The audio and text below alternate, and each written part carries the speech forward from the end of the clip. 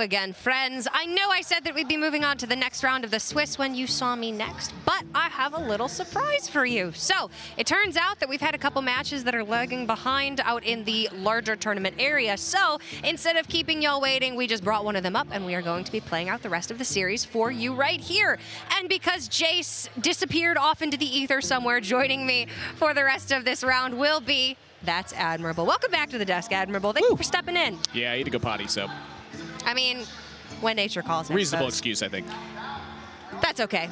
He'll be missed, but you'll be seeing him later on today. It's good to have you back. What did you think of the last two matches? Very fast 3-0s for both Orange and Say, and were you surprised at all?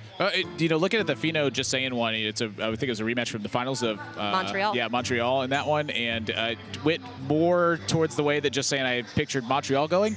After going up 2-0 in there, and then, I'm sorry, after going down 0-2 in that one, and then be able to bring it back. You know, 3-0 is a nice, clean way you get it done. Just get donezo after that. Get it over and out. After that Odd Warrior game I cast earlier, it lasted what felt like, you know, an eternity or two. It was very long. It's been quite refreshing. You know, I kind of like seeing the 3-0s at times because it means that when a deck got countered on the second go-around, it actually overcame that matchup instead. And that's always really cool for me to watch, is how players navigate through a scenario they typically expect to lose. A hallmark of the Last Hero Standing format is the 3-2 victory, with the person who wins the first game taking the match in game number 5 and having it go back and forth. So seeing a sweep in Last Hero Standing is always good fun. Here we've got a matchup between Plantz and Jetlaw. Plantz with a Z is a player who has made top 16 at DreamHack in the past, might have even done better, but I don't have the Lorinda stats on hand, and he's not here to tell me if I'm wrong or if I'm right, but he's definitely a player who has done quite well in DreamHacks in the past. And then Jetlaw is a face that I do recognize, again, a name that you may have seen in a DreamHack bracket a time or two, but neither of these guys with particularly recognizable results, I would say. Yeah, and we're coming to this match at a 2-1 score. We will not be starting it from the beginning of it. Again, there's amidst play at this point, we're still working on getting the matches set up and getting the players ready to go as they've been brought up to the streaming area for our viewing pleasure, to be the gladiators in our arena this weekend here at DreamHack. They are our pawns. And we play with them as we will. Nah, for a lot of these guys, it's a really awesome opportunity to get to be streamed. They like having their friends and family watch, and it's good experience for if they come out to events like this in the future and are then streamed because their results are very good. And taking a look at Jetlaw and Plantz, both these players are 4-2. So this is a very similar situation to that last match. The winner of this will continue on, needing to win out to likely qualify for top 16. The loser will likely be mathematically eliminated from that possibility. Jetlaw has an even Paladin. He has a Togwaggle Druid deck, which has been doing very well this weekend.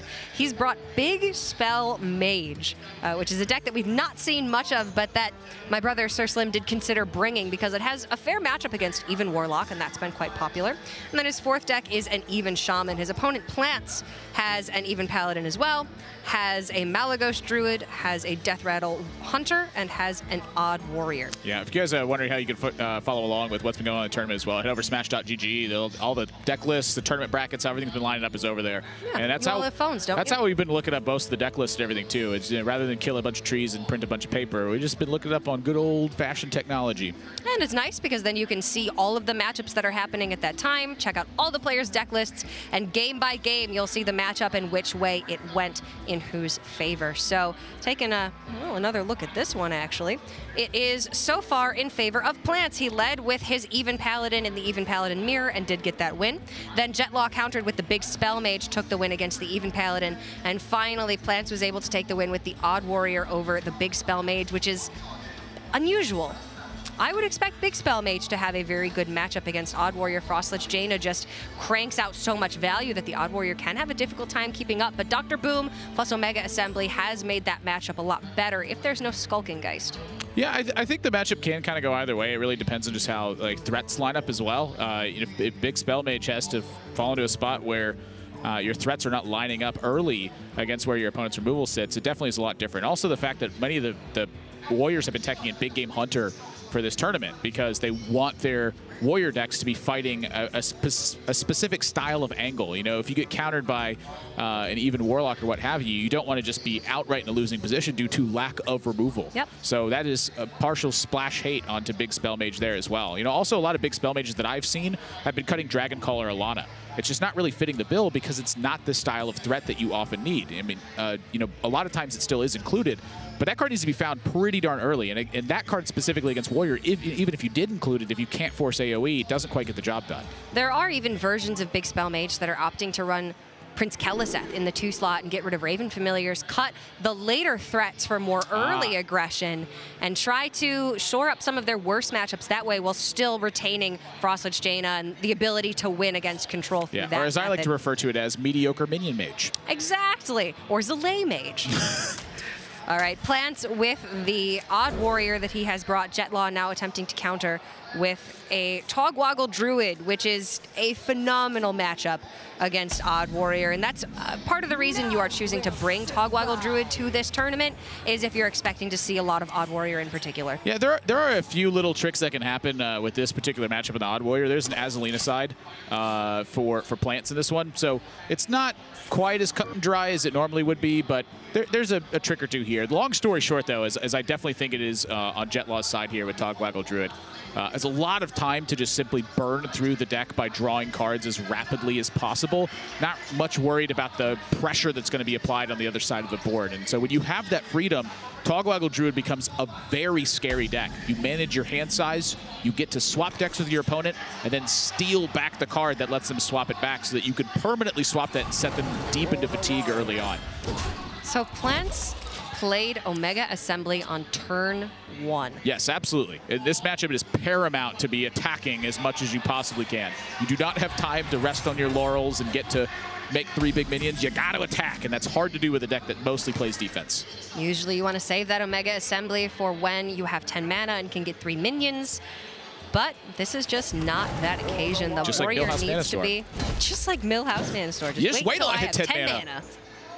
Nah, you got to be aggressive here. And what if that's what he was trying to do back? He was trying to use the Omega effect, and then finally, somewhere along the way, somebody in the tutorial couldn't beat him before 10 mana. And then they were like, no, we got to take this out. And they're like, what's Omega? It's like it was the first time it had ever happened. It's a feature that only one person knew about until now. The warrior deck from Plantz, if it had Carnivorous Cube in particular, could have a little bit of an easier time in this matchup, but electing to run a more straightforward style of this warrior with at least the Trailblazer and only 1 copy of Faceless Manipulator. So pretty much it's just going to be Plantz trying to be as aggressive as he possibly can with a deck that is not naturally aggressive, and Jetlaw having every resource that he could want this early in the game. The old owl. The old 3-mana 2/1. Really significant prep. You know, when this card was a 2-mana 2/1 way back in the days of yore, it very often saw turn 2 play. The idea of it was that you had Owl in the deck for when you needed a silence effect. If you didn't, it was still a minion. You know, Hunter decks could utilize that sort of thing. It doesn't have quite the same ring to it when, you know, your deck's full of Brawls and Super Colliders and Reckless Flurries and Shield Slams and oh my. Well, yeah, Owl doesn't check your Bloodfen Raptors now. Yeah. Bloodfen Raptors coming down a turn earlier. It doesn't work that way, but it does give you an idea of how desperate Plantz is to just assemble any cards that deal damage to the opponent. Plantz does have Gluttonous Ooze in hand, so this Twig is not going to activate. As soon as Jetlaw gets to 10 mana, Plantz will play that Gluttonous Ooze and remove the Twig from the field. Dr. Boom Mad Genius is one of the better cards against Togwaggle Druid, just because it can allow you to find Delivery Drone and get additional minion resources. You can find, you know, deal 3 damage to your opponent's face, but it's really just not going to be enough, I don't think, in the face of Ultimate Infestation on 10 mana for Jetlaw. It's pretty darn slow, and that's really the issue with it. I think that the Warrior, you know, given enough time, could eventually overcome what's happening there. It's that the fatigue state sets in, and you just don't have time to get through it. I think that, you know, finding Beryllium Nullifier and sticking that on a big mech, that's a very real thing that can beat Togwaggle Druid. But time is really the big factor there. So with Jetlaw opens up and he has Nourish and he has Twig that's going to, you know, take more mana commitment later on, and he's got Malfurion early to disrupt that position a little bit further. It's all these little speed bumps work really well against Plantz, who's already driving a very slow vehicle. I like the spiders here from Jetlaw. He doesn't have to play defensively because there is very little aggression so far out from Plantz, so he might as well try and check a threat before it's even hit the board. Spooters. Spooter gamers are some of my favorites. Of course, it's not quite as good versus Super Collider, so I'm quite skeptical of the Poison Spooters because of that. I think I would just like to see 1-5s and just let them chip away a little bit. Okay. The long term, I think you buy more value just by having some things that actually stick onto the board. And Jetlaw now has drawn one of the combo pieces, and this is quite a cool turn here for Jetlaw, where he does have option to go for an Innervate and Ultimate Infestation, which I definitely don't mind. But if you manage to draw some minions in your deck that don't quite need to be there right now, it can come back to hurt. So think about Arcane Tyrant in this situation. Well, it's going to take it up Super Collider. Say you draw an Ironwood Golem instead. Now you've delayed your Dream Petal Florist turn because you cannot afford to let that card land, the Dream Petal Florist, onto Ironwood Golem in this spot. So now the Dream Petal Florist has been delayed. And so that is going to occupy 7 more mana later down the road, where Ultimate Infestation, that was going to rip and be rare and ready to go next turn regardless. So a couple things. I really liked the Azalina this turn, but I liked it because I can see that the Twig is not going to activate. Or I like the Florist this turn to discount the Azalina. There we go. But I liked it because we can see that the Twig is not going to ultimately activate. We can see the Gluttonous Ooze in Plantz's hand. And I do not like playing the Arcane Tyrant here. If Jetlaw was at 10 cards in hand and at risk of overdrawing, of course you play the Tyrant. He was at 9 cards after the UI, however, so this just allows Plantz to clear the board with Super Collider. Yeah, honestly, most of the decisions that Jetlaw's going to make in those regards are fairly inconsequential because, again, he's not under pressure. If there was a way for Plantz to really fight back and put him under some heat for being able to do this, that's where I think the criticism is probably more reasonable in that regard. Here he's got all the time in the world, so go ahead and take your time. Rip the Ultimate Infestation. See what's up. Both plays were very safe. Both plays were very good. It's just going to take him a little bit more time now to be able to land a Dream Petal Florist that guaranteed gets the discount onto either Azalina or Togwaggle. Yeah, it's a much more macro-oriented game plan where, you think about aggro battles, you're constantly managing little 1-3s and 1-2s and trying to do everything you can to stick around 1 extra health or 1 extra attack on board or to squeeze in that 1 extra damage. In this matchup, it's really just about understanding what your role is in the game, being able to execute that, and should you get into a sticky situation, have a way to get out. Pull the second Ironwood Golem from the deck. That way Jetlaw doesn't risk drawing it next turn when he wants to play Dream Petal Florist. That's the only reason I dislike Oaken Summons. This got pointed out to me earlier in the event. I think it was Crane I was talking to about this. Okay. Where he, a lot of times we refer to these cards that you don't want to draw in your deck as patches. It's like patches became a card type. It's a card that serves a very specific purpose in your deck, but one you don't necessarily want to draw. It's there to either fetch out of the deck or to discount your deck or whatever have you. And I kind of thought about that, and I'm like, man, almost all of the really strong decks right now take advantage of some sort of patches-esque idea. I've never thought about it in that context, but it makes a lot of sense. Yeah, it was a brilliant observation he made. And so, naturally, a lot of the idea there is to go, well, patches is a bad mechanism to have in a game. I think the card patches, possibly. But I think that the idea of cards that you put in your deck that you don't necessarily want to draw and then have to adapt as you do draw them is a really cool fundamental idea. It gives you a good idea of styles and where players like to play and how they like to play, etc. Like I love those styles of cards where I want to take advantage of them still being in my deck rather than being in my hand. Patches was an abusable card, and ultimately that's why Patches was nerfed before it was sent to Wild. But as long as... It's like a month left in its rotation, they're like, yeah, it's still too good. Poor Patches.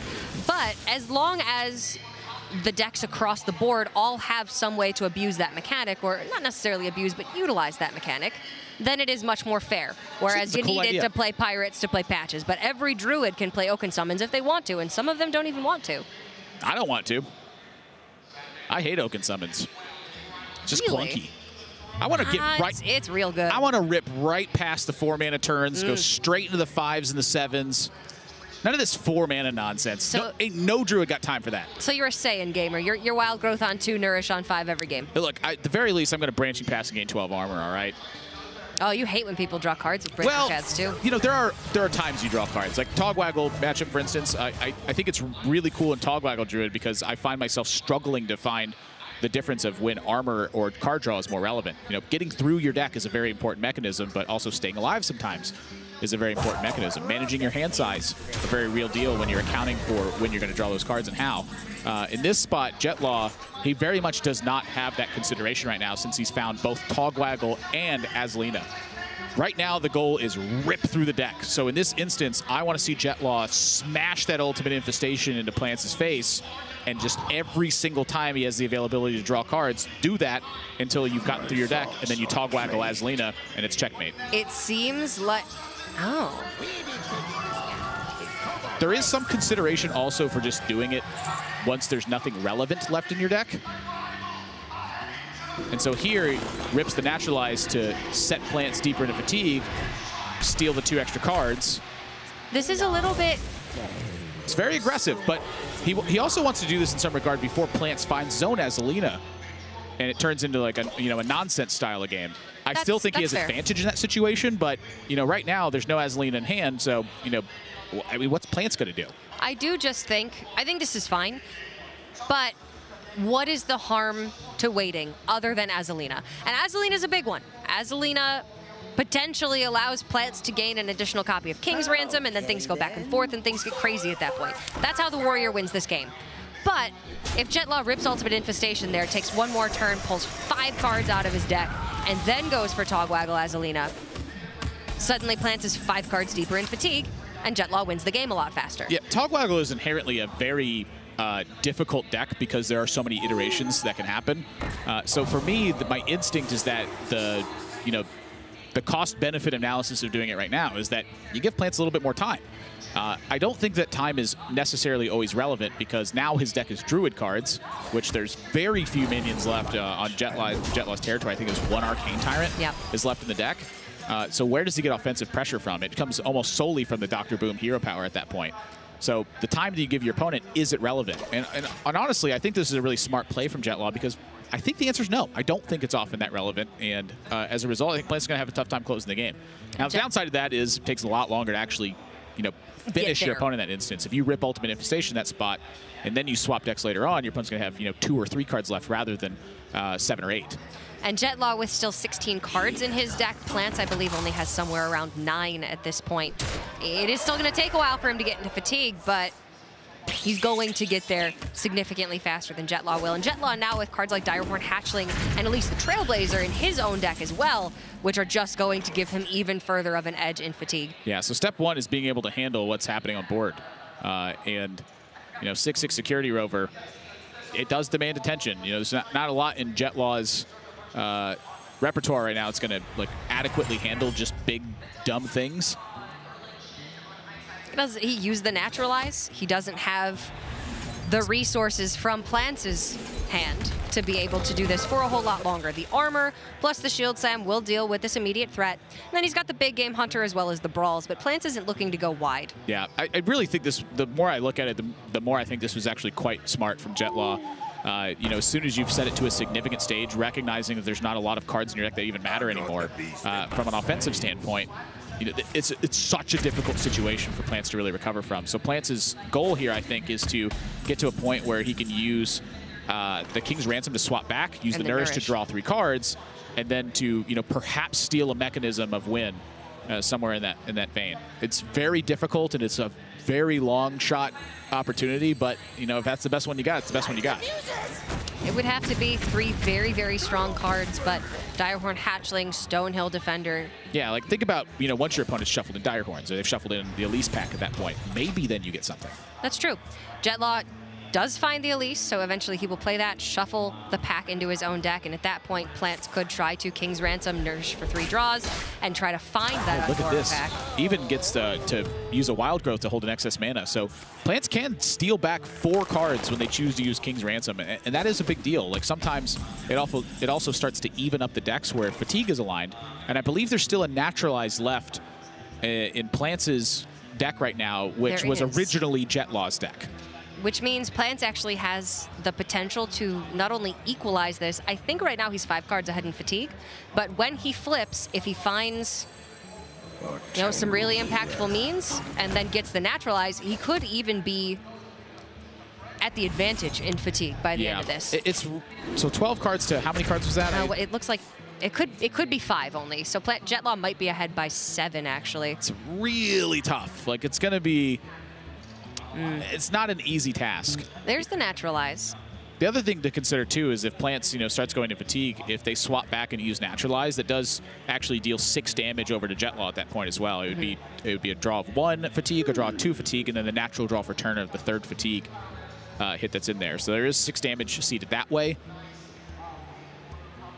And this is a scenario that could have been not an issue had Jetlaw gone for just that single additional turn to play Ultimate Infestation before ripping the combo. Yeah, I mean, again, there is a real cost to ripping the combo sooner, but there's a real cost to not ripping it sooner as well. It's a risk versus reward assessment. That's often the position that Togwaggle finds themselves in.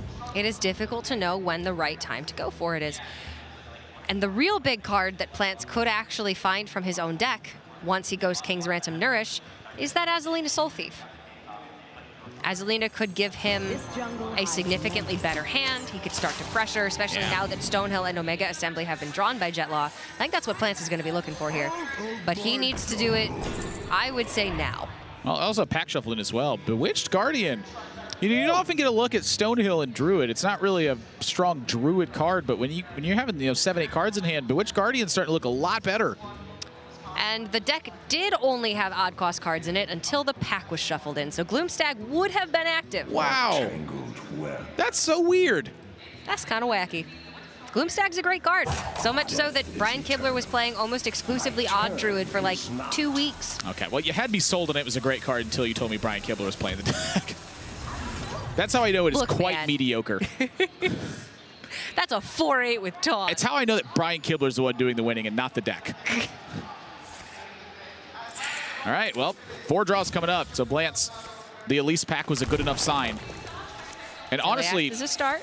It's quite a good sign too because we saw it earlier in an Odd Warrior mirror match. Elise produced more Elises from packs. But that is 3 miserable whiffs. Miserable draws. It's also it's important if you can swap back and do this that you have any sort of substantial pressure on board. That can also start to equalize it as well as your opponent occupies 5 of their own mana, re-spending the King's Ransom, and you end up in kind of a weird spot. There just wasn't the pressure active on the board when Jetlaw Togwaggled the first time to take advantage. Very weird spot here from Jetlaw where he just swaps and floats 5 mana afterwards. Like if you nourish, you draw 3 cards, and then you swap back.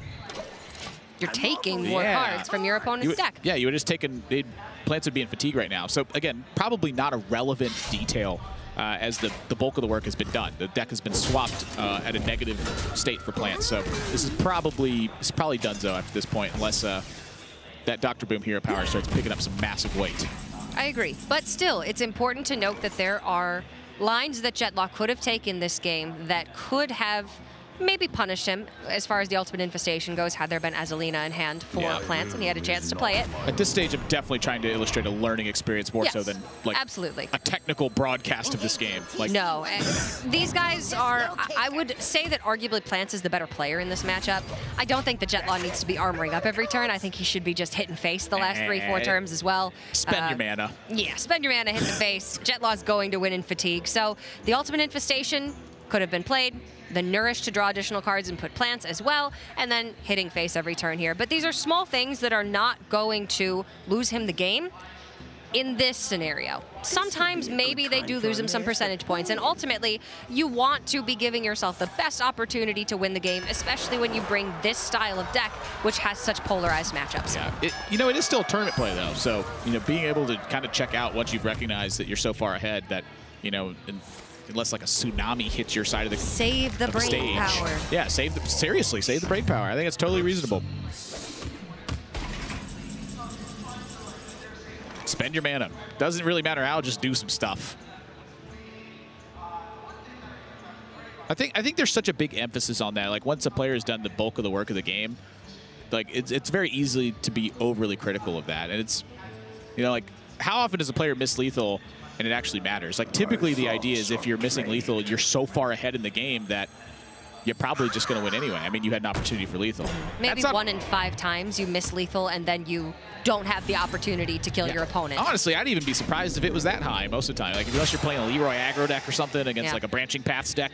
Against Druid's probably where it's most critical to not be missing it, or against like Odd Warrior or what have you. But decks that have the ability to stabilize. Yeah, and obviously missing lethal is a colossal mistake. You don't want to do that, but it's just the nature of it is, you know, that mistake honestly is far less important than, you know, misappropriately trading in the first couple turns in an aggro mirror match. And for a lot of these players here, this is, you know, maybe one of their first experiences at a LAN event, maybe one of their first tournaments that they're playing.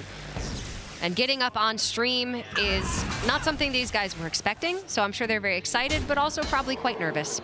Mistakes are made by everybody, and it's important to learn from them.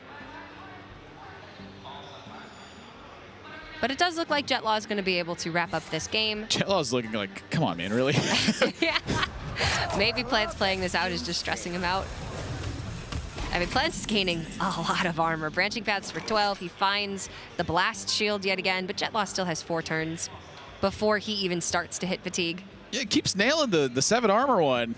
That's some good. It almost won Jakasso the mirror earlier today against Muzzy. You're missing some vital tools here, namely minions.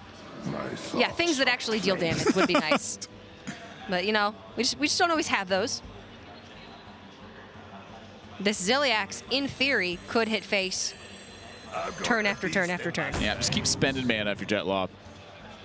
Keep spending it.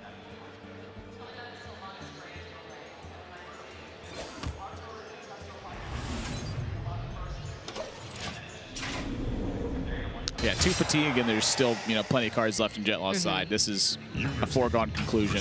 The health differential is not in favor of Plantz by, you know, 50. It's significantly less than that. Fatigue's going to ramp up much faster.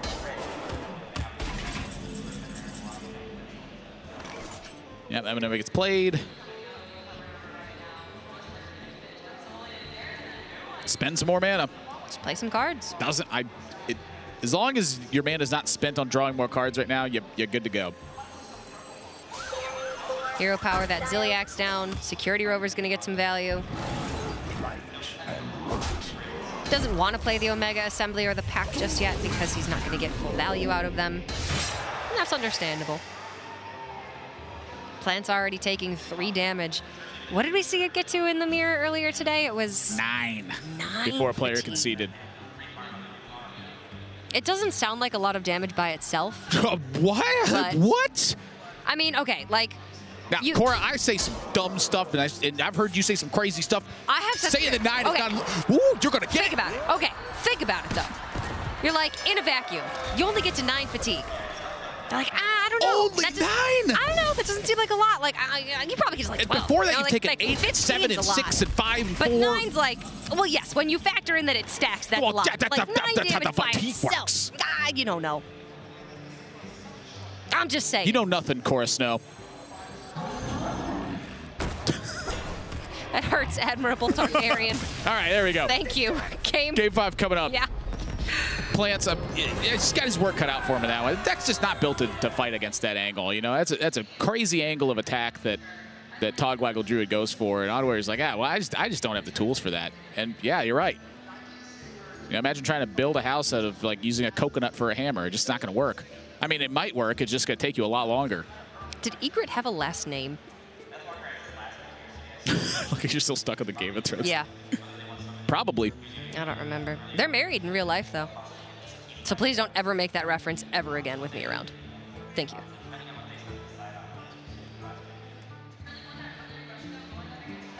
Speechless. No comment. Look, man, you nailed my comment.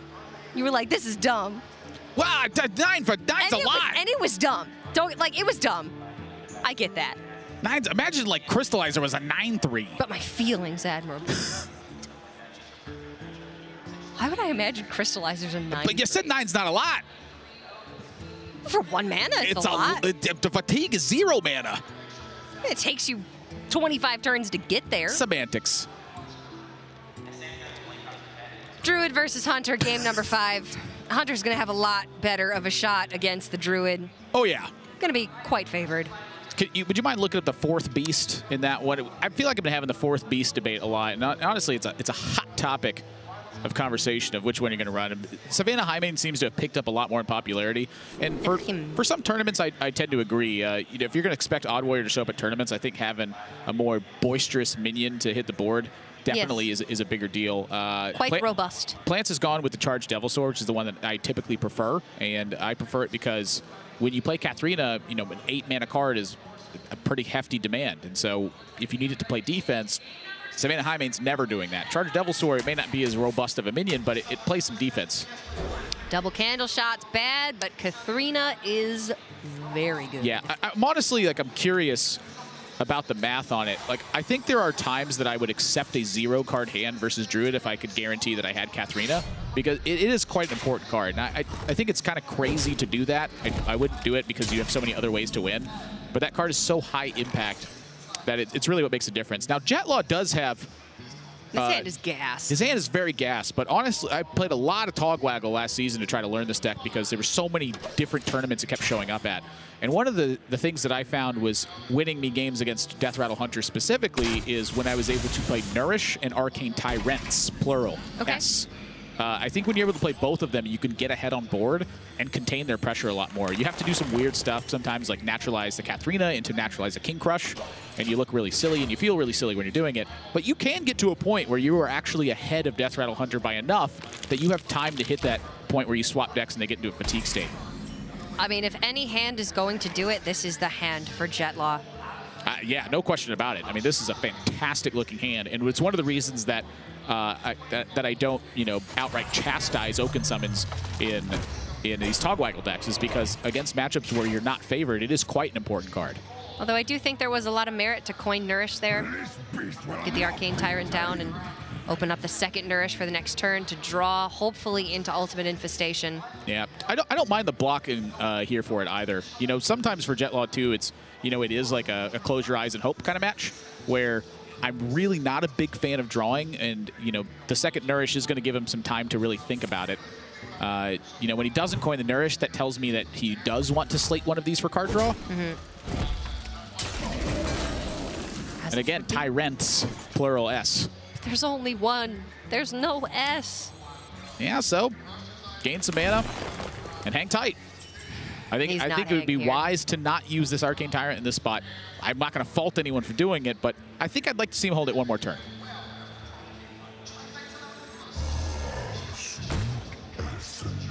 I agree. I'd like to see him hold it.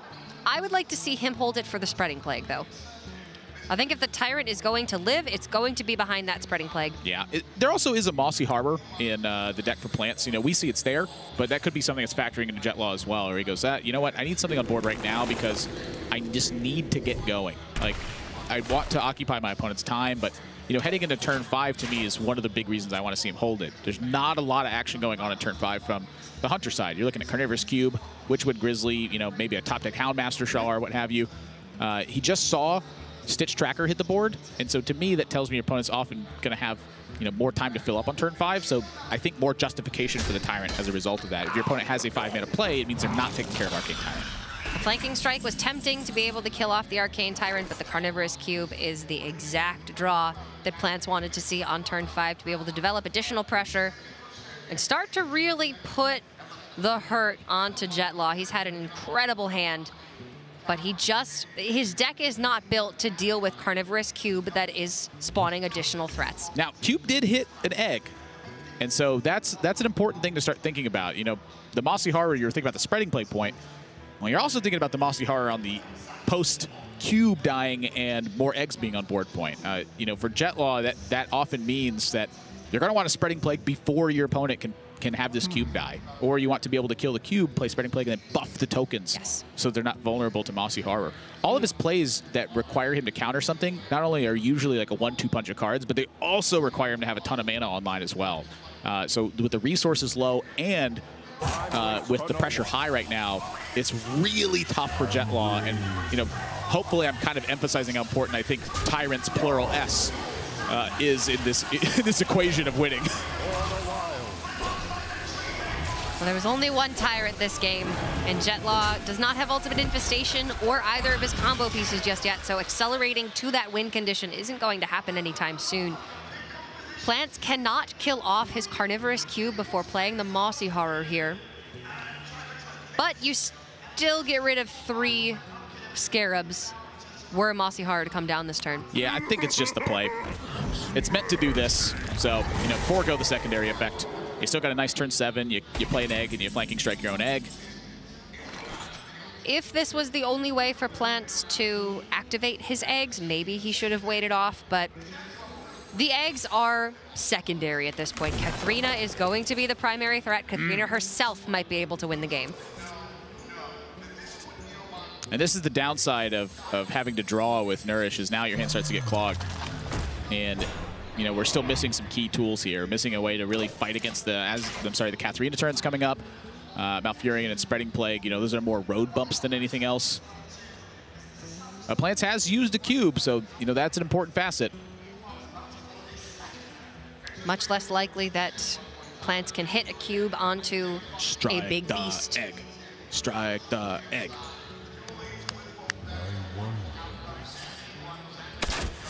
Ah, these eggs are just sitting here now. Yeah, now what does the egg do? I'm going to hard pass on this one. I'm going to, you know what, Cora? I'm going to say it. That's a mistake. I agree. This egg is just an extra 1/5 for Jetlaw off of second Spreading Plague. I don't like it. Mossy Horror has been played. Although that was a Mossy Horror from Stitch Tracker, I believe. So there is a natural copy left in the deck. Yeah, nevertheless. Hard to find it, you know. I am going to hard pass. I agree. And that's rare. Usually you can justify it somehow.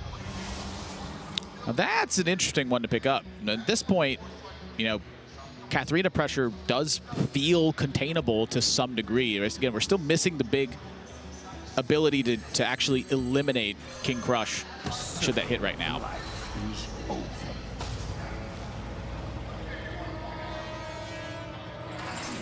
Now Furion online maybe starts making some important clears a little bit easier for Jetlaw. But I just don't know. Whoa! I don't like it. I kind of liked hitting that cube. That's got 2 eggs inside of it. Man, what are those eggs doing? Well, he knows that the Mossy Horror was some Stitch Tracker, so long-term planning. Where? I don't know if he got long-term. He doesn't have time. Plus, turn 8 is Katharina. Almost over. Dinosaurs! They take away a lot more time, too. If you're not killing the cube, I think holding the Spellstone there is correct. This would be 6 3/5s versus an 8-7, a 6-6, and a 2-3 if he'd killed that cube in this spot. Was it not a 6 damage Spellstone? It was a 6 damage Spellstone. Yeah. So these are definitely, I think, some technical snafus that are happening in the mechanical play. More so from Jetlaw, I would say, than from Plantz, but Plantz as well. Putting that Devil's Soar egg on the board in the first place was a mistake. It allowed for one of these additional Scarabs to be here. Other than that, I think Plantz has played quite cleanly. Dinosaurs. More of them. Jurassic Park. Let's go. Yeah. This fence here, this wall, this is not electrified. To get a clean tracking first. I mean, you got a mana floating. Hit right into it. Probably taking the tracking here. You know, that's the other thing, too, is Death Rattle Hunter actually fights quite well against the deck swap game plan by eliminating its own cards with tracking. Yeah. It's kind of a weird thing to think about, but when my time playing it, it's been very relevant. I look up and I'm like, ha, I'm going to swap decks into, oh, he's got 5 cards left. I'm like, God dang it. Oh, he has less cards than I do. Dang. And at that point, often they have Deathstalker Rexar in play. They've got Katharina up. They pulled all the good beasts. Grizzly's not a good choice because Jetlaw very likely is just going to Ultimate Infestation soon. So unless Grizzly's coming out this turn, which we know it's not because there's a Devil's Soar in hand. Yeah, my guess is the thought from Plantz is there's no Ultimate Infestation. They would have cast that on 10 mana. I don't think it's a bad read by any means. But I would still love to take that tracking to find Rexar or second Mossy Horror to make these eggs actual threats. Don't mind the 3-8 here either. I mean, 3-8 is very sizable to not having the Scarabs pick off the remaining, damage stuff on your board. I do think if Plantz picks the Grizzly, it is correct to play it this turn. All right, well, I'm looking at Rip and Ultimate. Kill off the King Crush. Kill the Mossy Horror. There is still another Witchwood Grizzly in the deck for Plantz. That's the only beast left. A tangled web. Jetlaw doesn't know that. Boop. All right, Togwaggle found. Both Spreading Plagues have been used. So Jetlaw's only got so much time to play defense. It's almost coming together, though. I can see some, some poor draws from Plantz in a row that could lead to Jetlaw having, the time to do this. You see the light? I think attacks here, too. Death is eternal. My turn is not. Softening your own stuff. Interesting. Fortunate you had to make that second trade, but Spellstone was only at 4. So Jetlaw seems to be concerned a bit with Cube on the Witchwood Grizzly in this spot. If that were to happen, I don't really think he gets a line of offense going again. Ooh. And that's a spicy one. Hero Power, Rexar, build a beast for the next turn. Yeah, steals a lot of damage.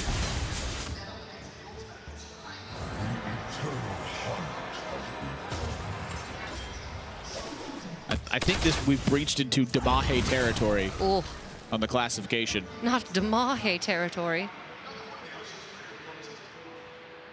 Even just snapping the alpha over the Bear Shark in this one. So much of the removal has already been spent for Jetlaw that damage is pretty much what you're looking for. Plantz's board is not going anywhere. Does he want to trade the Mossy Horror and the Candle Shot over? Yeah. Kill it so it's dead. It's a good philosophy. Very Firebat-esque. Ike. Ike-esque. Ah. Ike genius. He showed me the light. Batman. Kill it so it's dead. Jace's biggest weakness is Ike. Well,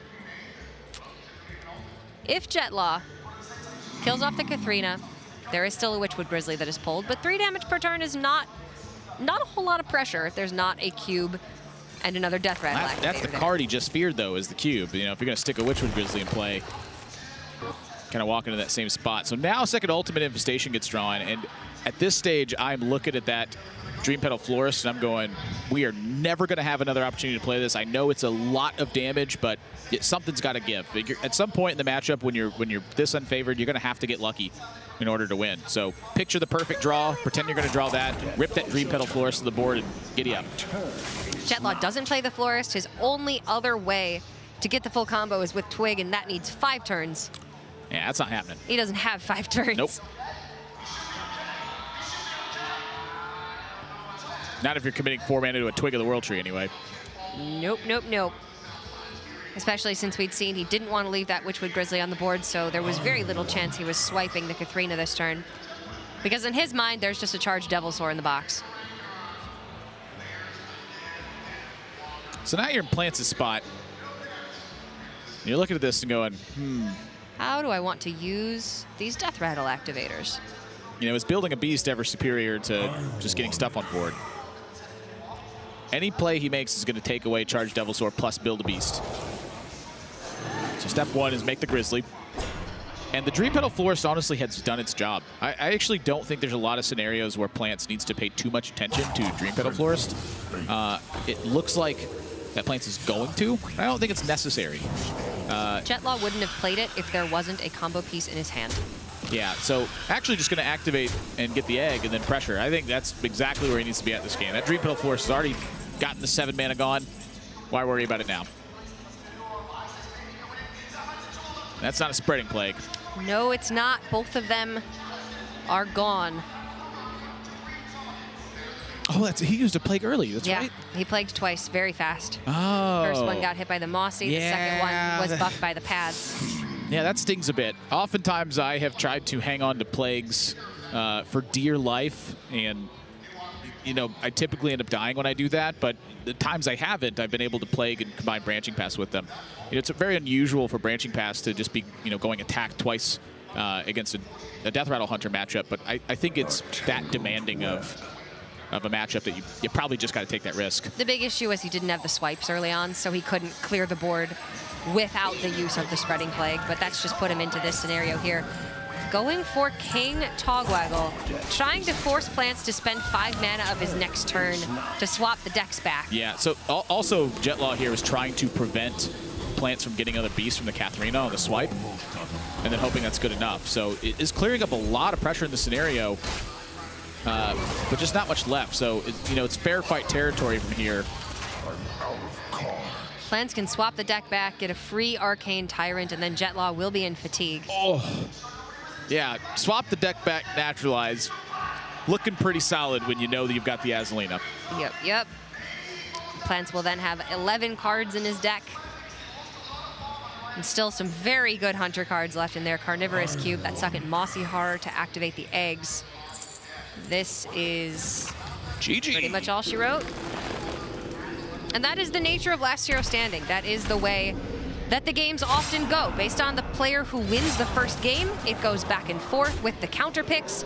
And then the player who won the first game, if their lineup is built in such a way, has the advantage in Game 5. And Plantz is going to take this series. Jetlaw likely mathematically eliminated from top 16 contention. Plantz, however, will still have that shot. He's going to a 5-2 record. Yeah, also clears up round 7 for us now. All matches are complete, and so round 8 pairings are going to be getting made and set, and players are going to be getting adjusted, and ready to go. The critical rounds have approached now. We're starting to get players who are locking up those top 16 spots, and we're going to find out the rest of them who are going to make it to that point. I mean, this was now the meat and potatoes of the tournament, so to speak. We've had our appetizers, we've had a drink or two. It's time to enjoy the main course. This is crunch time, where the players who are sitting at 5-2, 6-1 are trying to close out those last couple rounds to be able to book their spots in the top 16. We're going to start seeing next round in particular a lot of those names taking their places in the top 16. So when we come back, very short break, and then it's going to be round number 8 here at DreamHack Atlanta 2018. So do not go anywhere. Only 2 rounds remain.